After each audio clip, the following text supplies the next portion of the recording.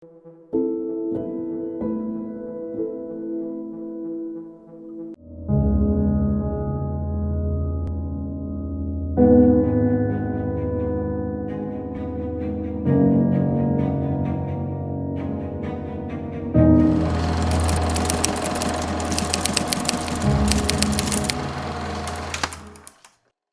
Sebastian ராஜரஜினி. நான் கந்தலாய் பேராறு 511 இலக்கத்தில் வசித்து கொண்டு வருகிறேன்.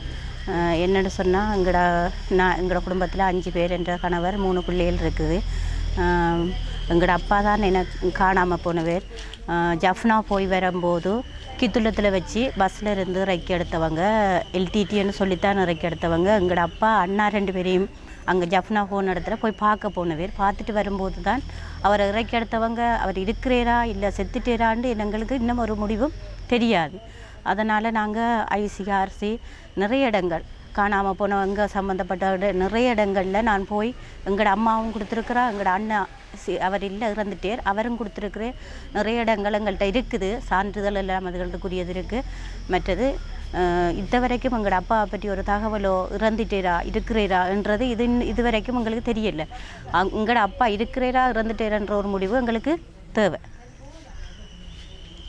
சரியா?